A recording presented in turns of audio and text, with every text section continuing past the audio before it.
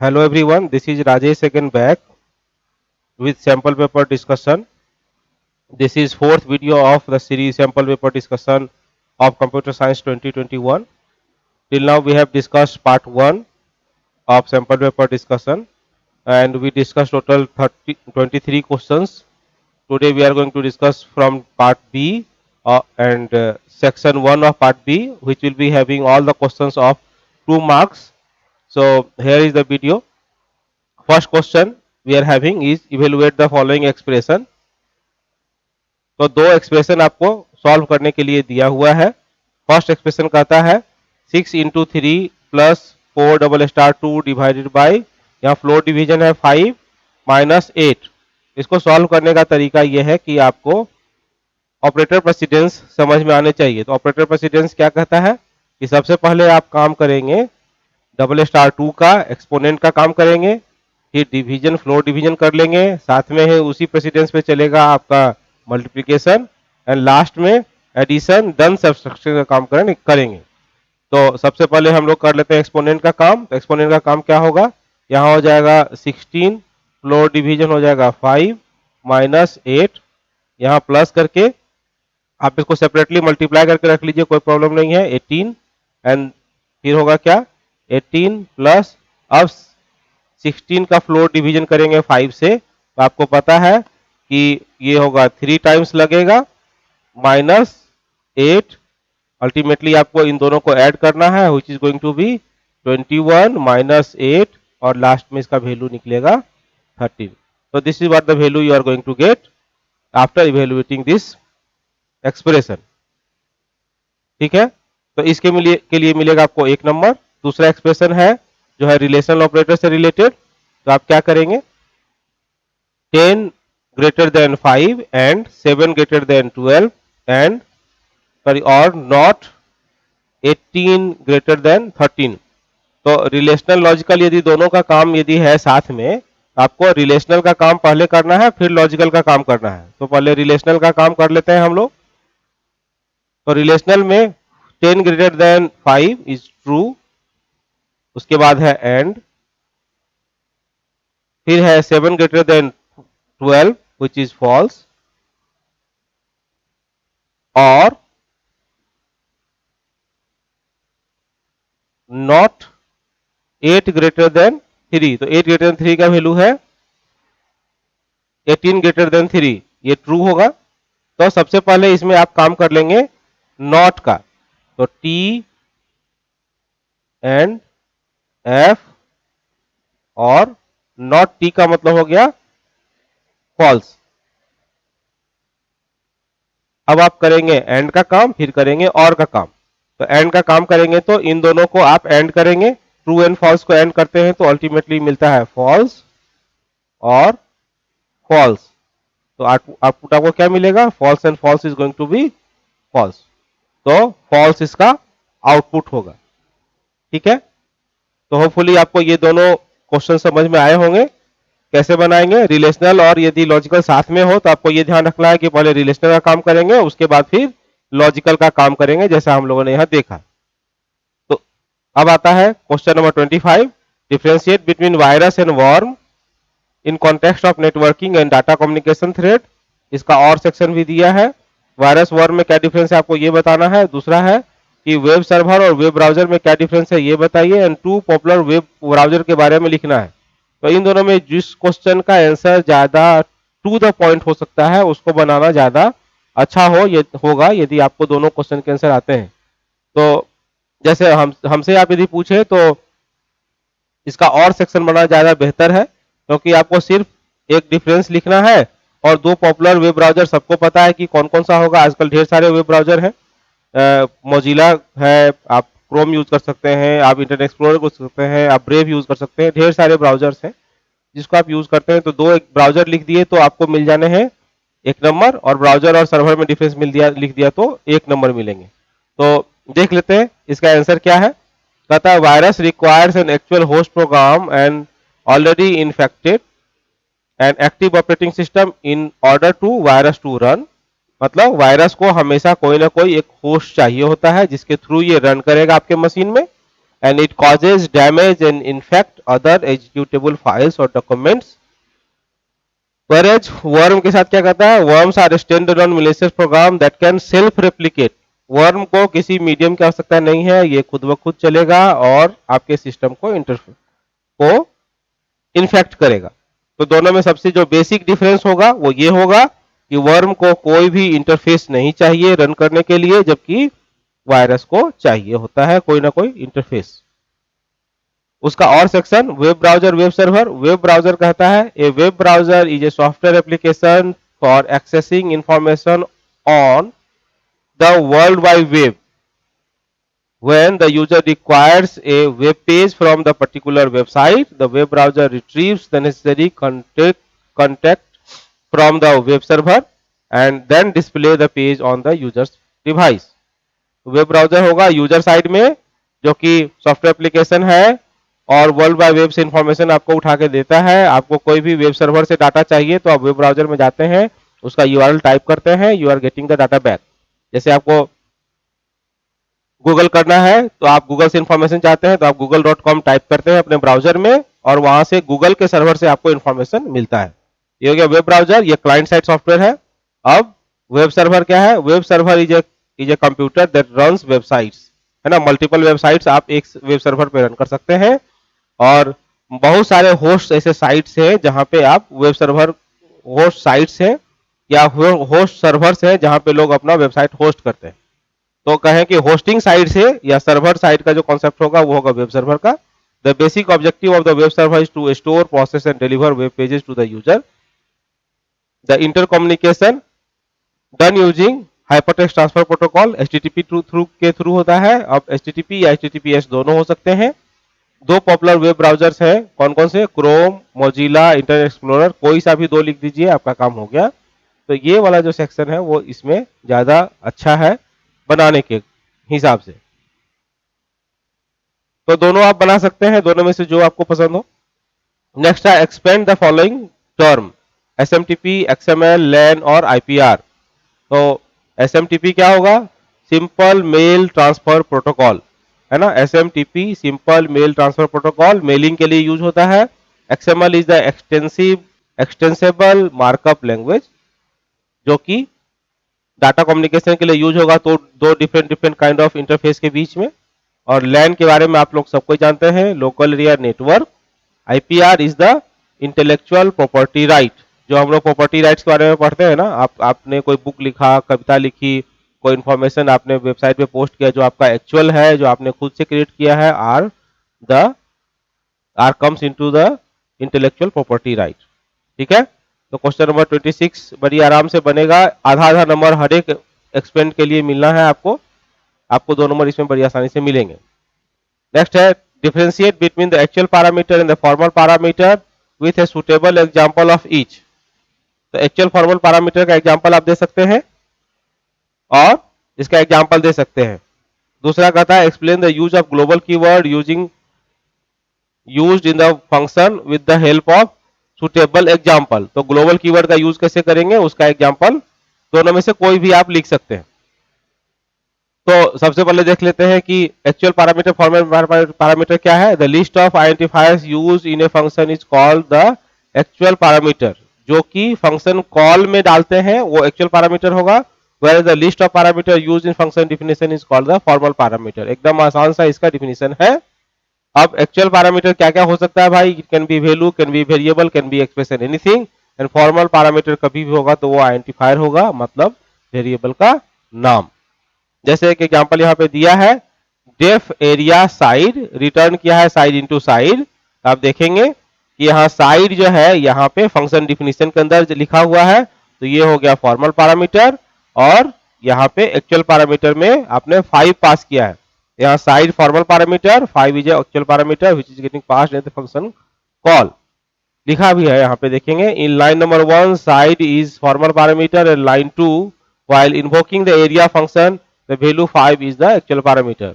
अब यहाँ 5 भी लिख सकते हैं, कोई x इक्वल्स टू 5 लिख के x पास कर सकते हैं। कोई वेरिएबल का यदि आप एक्सप्रेशन बनाना चाहते हैं तो एक्सप्रेशन भी लिख सकते हैं। ये छोटा सा एग्जाम्पल इस तरह का आपको लिख देना है और एक्चुअल फॉर्मल पैरामीटर का डिफरेंस लिख देना है, दैट्स इट। अब आता है कि ग्लोबल कीवर्ड का यूज क्या है। तो कहता है in global keyword allow the programmers to modify the variable outside the current scope. It is used to create a global variable and make changes in the variable in the local context. The variable declaration inside the function is by default local and the variable declared outside the function is the global by default. The keyword global is written inside the function to use the global value. Outside the function global keyword is not effective.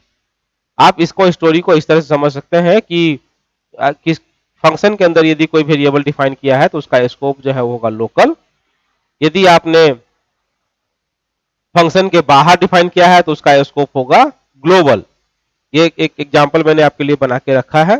जैसे ए नाम का variable global में भी है which is outside the function, a नाम का variable यदि function के अंदर भी है तो आप यदि यहाँ ग्लोबल कीवर्ड नहीं लिखते हैं तो ए एक सेपरेट वेरिएबल यहाँ बनेगा, यहाँ का अलग बनेगा। लेकिन यदि आप इस ए के पहले ग्लोबल कीवर्ड यूज किया है तो जो भी चेंजेज आप फंक्शन के अंदर भी करेंगे वो ग्लोबल में ही इफेक्ट होगा। इसलिए जब इसका हम प्रिंट लेंगे तो लाइन नंबर 13 का प्रिंट फर्स्ट टाइम तो 5 आएगा, फिर ग्लोबल कीवर्ड के अंदर जाने के बाद ए यदि प्रिंट करेंगे 10 तो इस प्रिंट के चलते आपको मिलेगा 10 और लास्ट में लाइन नंबर 15 में जब बाहर निकल के इस आप ए को जो कि ग्लोबल है उसको यूज करेंगे तो अब 5 के बदले वो भी 10 हो चुका होगा। रन करते हैं, देखिए 5 10 10 तो अभी जो ग्लोबल वैल्यू है उसका वैल्यू चेंज हो गया है। अभी आपको हम दिखाएं तो ग्लोबल कीवर्ड हटा करके यदि हम या फिर सिंपली इसको कमेंट करके आपको यदि दिखाएं तो आप देखेंगे आउटपुट, पहले आप ध्यान से देख लीजिए आउटपुट क्या था 5 10 10। अभी आप आउटपुट देखें क्या होगा 5 10 5 का मतलब क्या है कि फंक्शन के अंदर का जो ए का वैल्यू चेंज किया उसका ग्लोबल ए पे कोई चेंज नहीं है, कोई असर नहीं है, कोई भी उसका इंपैक्ट नहीं है। तो यदि आपको कोई ऐसा वेरिएबल चाहिए जो कि ग्लोबल स्कोप में चेंज कर दे तो आप उसको ग्लोबल डिक्लेयर कर दें इनसाइड द फंक्शन डिफिनेशन। ठीक है, तो ये हो गया लोकल ग्लोबल का वेरिएबल। और ये एग्जांपल एरिया साइड वाला एक बार रन करा के दिखा देते हैं आपको।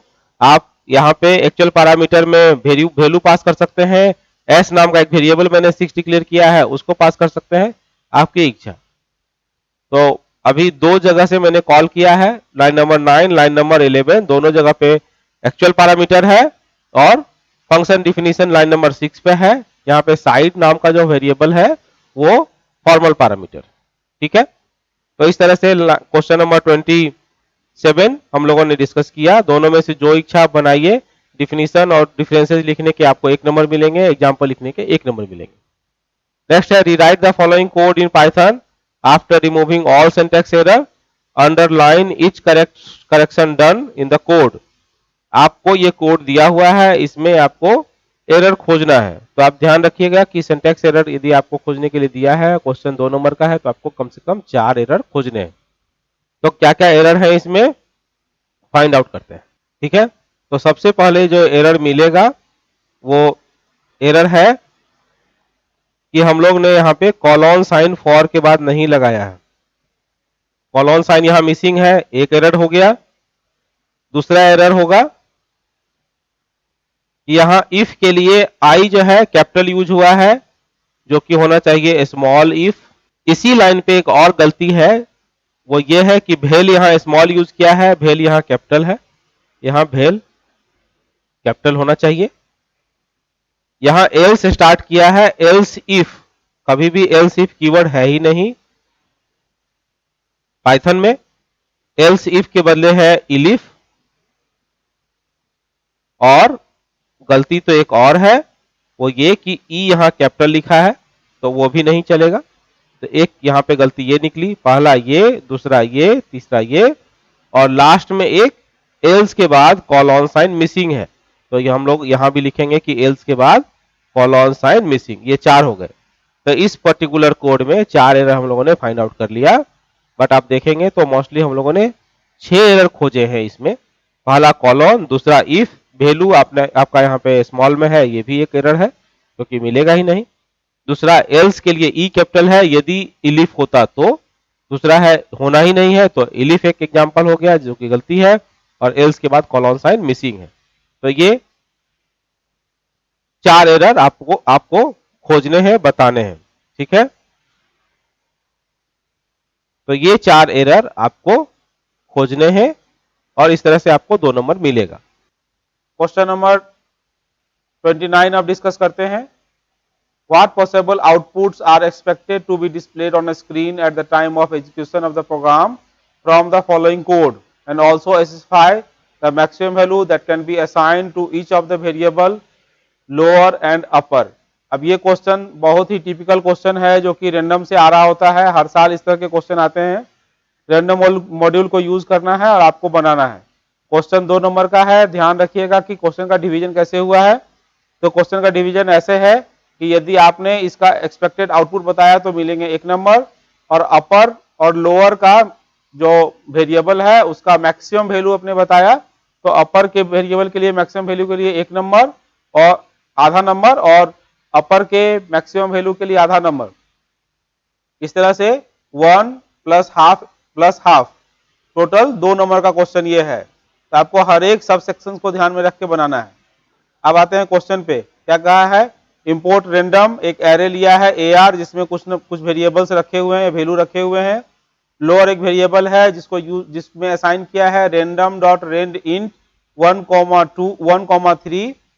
उसके बाद एक अपर वेरिएबल लिया है रेंडम डॉट रेंड इंट 2,4।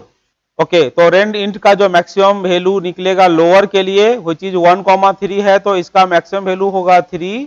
तो इसका 3 लिखने भर से लोअर का आपको मिलेगा आधे नंबर। अपर वेरिएबल के लिए रेंड इंट का मैक्सिमम वैल्यू आएगा 4, तो अल्टीमेटली 4। इन दोनों को लिख देने से आपको मिलेंगे 1 नंबर। अब आगे आते हैं कि फॉर लूप यदि के से चलता है लोअर कॉमा अपर प्लस 1, और उसके बाद प्रिंट स्टेटमेंट लगाया है AR का के वैल्यू और हर बार इंड कर रहा है हैश साइन के साथ। तो इस क्वेश्चन को सॉल्व करने के लिए आपको सॉल्यूशन क्या है इस पे ध्यान देने के बदले क्या सॉल्यूशन नहीं हो सकता है वो ज्यादा आसान होता है खोजना। तो यदि 4 आपके पास आंसर दिए हैं तो आपको क्वेश्चन का आंसर छांटना है कि ये क्यों नहीं होगा। तो बात करते हैं कि जो पहला आंसर दिया है वो क्यों नहीं होगा या क्यों होगा। तो आप देखेंगे कि AR के से स्टार्ट होता है, लोअर लिमिट स्टार्ट हो रहा है 1 से, अपर प्लस 1 तक जाएगा।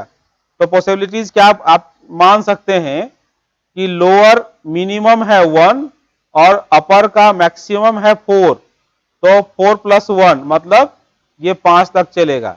इस बाउंड्री के बाहर कभी भी वैल्यू के का नहीं जाएगा। That means is going to start from 1 and will go up to 4। तो आप देखेंगे कि इस एरे में फर्स्ट पोजीशन पे कौन सा डाटा है। फर्स्ट पोजीशन पे है 30 और फोर्थ पोजीशन पे है 60। आपको यदि इंडेक्सिंग पता हो पहले से तो जो इंडेक्सिंग स्टार्ट होता है वो 0 से स्टार्ट होता है गोइंग अप टू n-1। तो 0th पोजीशन पे 20, 1 2 3 4 5। तो यहां पे जो वैल्यू है वो इस तरह से जाएगा, 0th index position 1, second index, third index, 4 and 5th index. तो 4th इंडेक्स पे जो वैल्यू है वो आएगा 60। तो हम लोग ध्यान रखेंगे कि कोई भी वैल्यू जो रेंज करेगा वो 30 से लेके 60 के बीच का है तो वो आपके रैंडम का पार्ट हो सकता है, नहीं तो नहीं होगा। तो देखते हैं, यहाँ 10 यूज किया है पहले में, 10 तो एरे का पार्ट ही नहीं है। तो पहला तो आंसर इसी में खत्म हो गया कि 10 एरे का पार्ट नहीं है, 10 प्रिंट कर रहा है, तो वो होगा नहीं। क्वेश्चन नंबर आंसर नंबर 2 पे जाते हैं। 30 40 50 ये पॉसिबिलिटी बनता है क्योंकि हम लोगों ने रखा है रेंज कोई चीज 30 40 50 60 तक का। तो ऑब्वियस सी बात है ये आंसर हो सकता है। एक चीज ध्यान रखेंगे कि रैंडम का आंसर कभी भी एग्जैक्ट नहीं मिलता है, आपको पॉसिबिलिटीज डिसाइड करने होते हैं। तो दूसरा इसका पॉसिबल होगा आंसर। थर्ड में देखते हैं थर्ड आंसर क्यों नहीं होगा और क्यों होगा। तो यदि हम नहीं कहते हैं तो ये इसलिए कहते हैं क्योंकि हम लोगों ने डिसाइड किया था कि 30 से लेकर 60 तक के बीच का ही नंबर आएगा, यहाँ पे 70 यूज किया है तो ये भी इनवैलिड हो गया। और लास्ट वाला जो है question section number answer 4 which is also having 70 in the print statement, so ये भी ये आंसर नहीं होगा। तो इस पूरे का सॉल्यूशन ये निकला कि आपको इन तीनों को छांटना है किसी न किसी सर्टेन बेसिस पे और लास्ट में तब जो नहीं छटेगा एग्जैक्टली तो वो आउटपुट आपको मिलेगा। तो आपको पूरा दिमाग खोल के ये क्वेश्चन बनाना पड़ेगा, तभी इसका आंसर 1 नंबर बनेगा। लेकिन यदि आपको बहुत आइडिया नहीं है रैंडम का और रैंड इंट का, तो भी मिनिमम तो आप 1 नंबर स्कोर कर ही सकते हैं इसमें, जस्ट बाय सेइंग कि लोअर का मैक्सिमम वैल्यू क्या होगा और अपर का मैक्सिमम वैल्यू क्या होगा। आपने इतना भी लिख दिया तो 1 नंबर तो मिलना है। होपफुली ये बना होगा क्वेश्चन ठीक ठाक से, आपके लिए समझ में भी आया होगा। क्वेश्चन नंबर 30 अब बात करें जल्दी से। What do you understand by candidate key in table? Give the suitable example of candidate keys from the table containing some meaningful data. तो कैंडिडेट की जैसे ही आपके दिमाग में आएगा तो आप ये मान के चलिए कि ये इसका रिलेशन डायरेक्टली प्राइमरी की से है।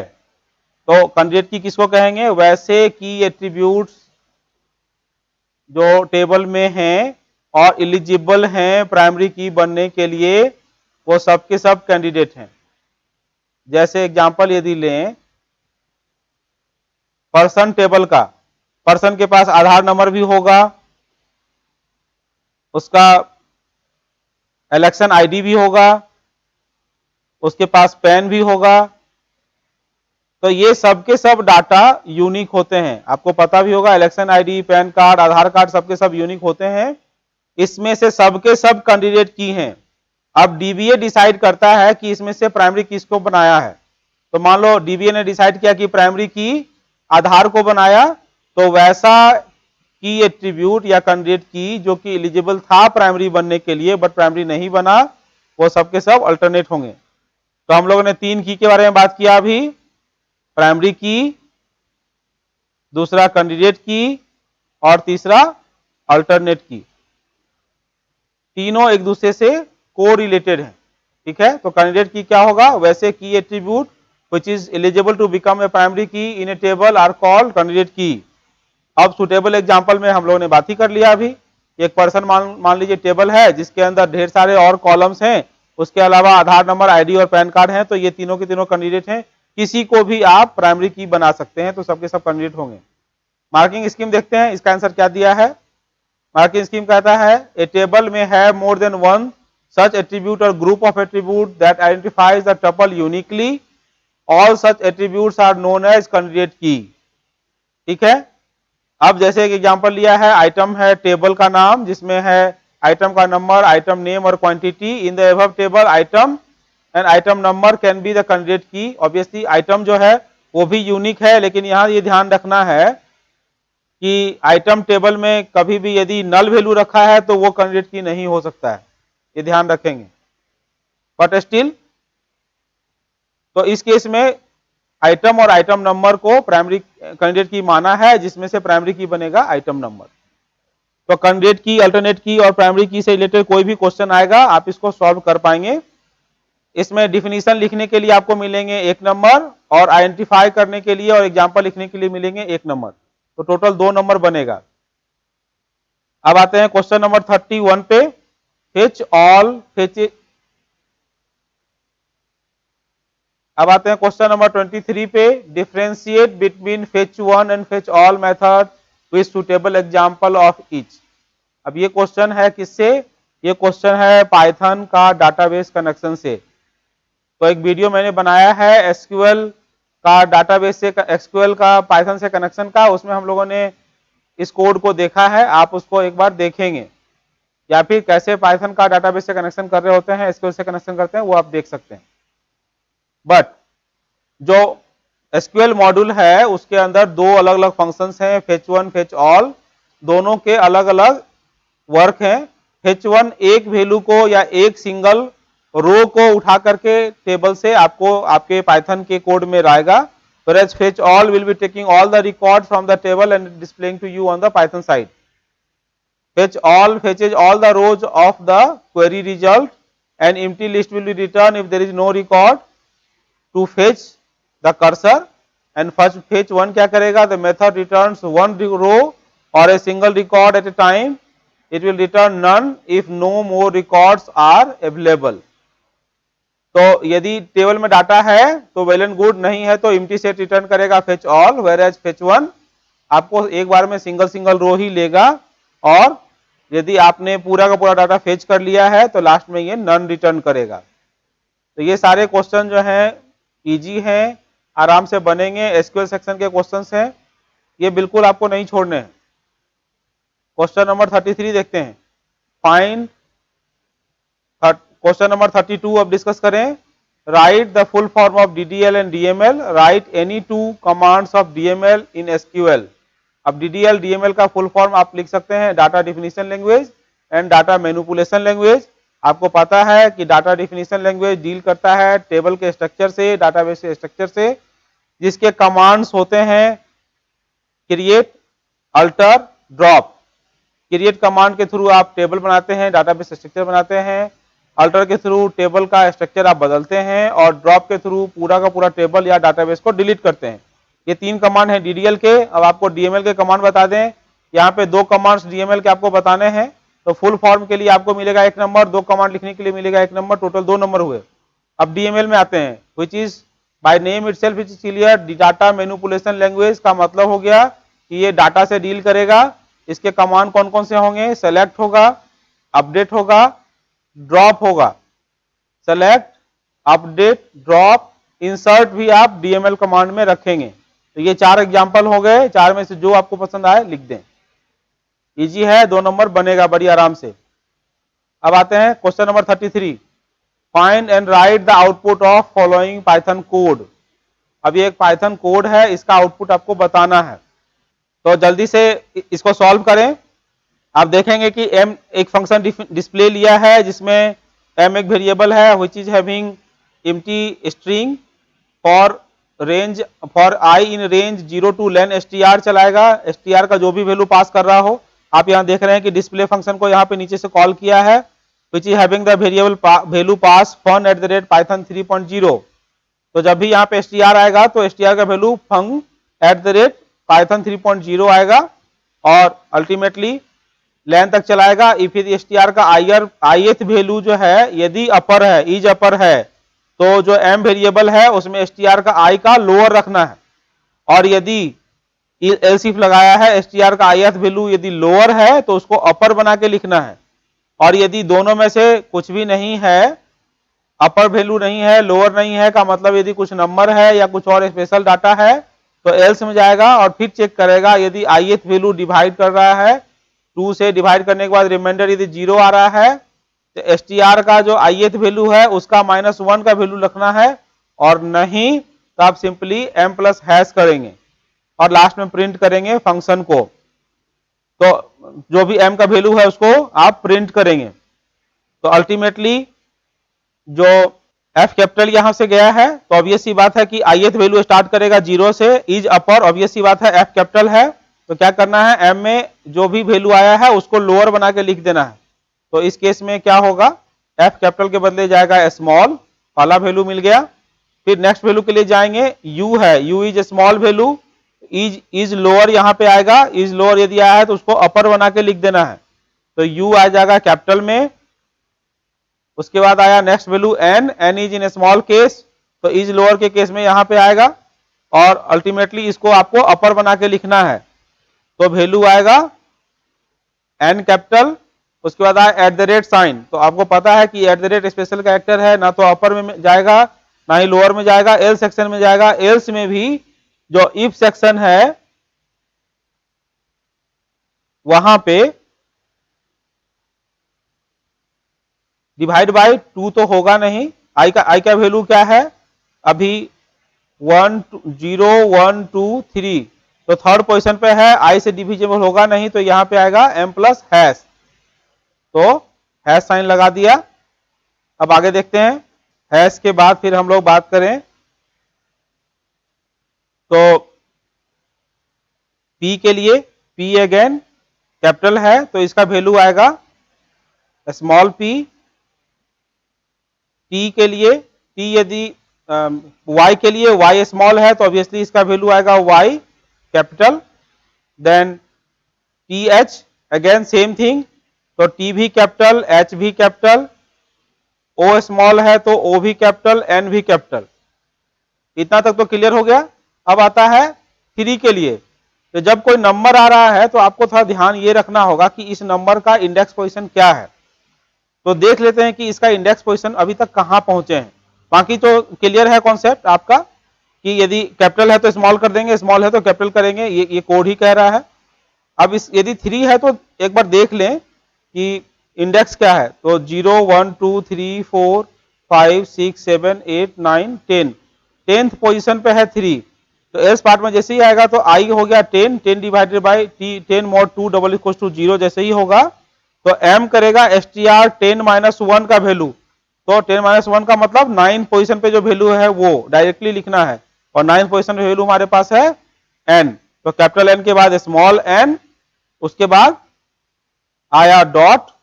तो डॉट आएगा तो आप डॉट को एज इट इज रहने देंगे, क्योंकि डॉट आएगा तो डॉट के बदले आप यूज करेंगे हैश साइन, क्योंकि ऑब्वियस सी बात है ये 11th पोजीशन पे है तो ये हैश साइन जाएगा। और फिर 0, तो 0 यदि आया तो ये 12 पोजीशन पे है, तो ऑब्वियसली बात है कि 12 पोजीशन पे पहुंचा है तो आपको i माइनस 1 का वैल्यू रखना है व्हिच इज डॉट। तो अल्टीमेटली लास्ट में जो वैल्यू आएगा वो डॉट जाएगा। तो ये क्वेश्चन आपके स्ट्रिंग सेक्शन का जो आपका नॉलेज है वो टेस्ट करने के लिए है।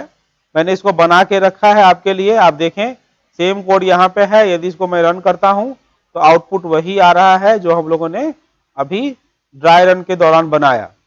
बट आपको ये ध्यान रखना है कि आपको वहां सिस्टम नहीं मिलेगा बनाने के लिए, तो आपको ड्राई रन ही कराने हैं, ठीक है।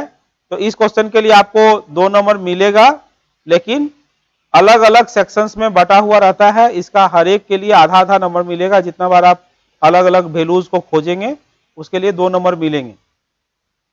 तो इस तरह से हम लोगों ने सेक्शन 1 पार्ट 2 पार्ट बी का सेक्शन 1 हम लोगों ने कवर किया है, जिसमें हम लोगों ने टोटल 10 क्वेश्चन कवर किया और जिसका वेट था 20 मार्क्स। हर एक क्वेश्चन 2 नंबर का था।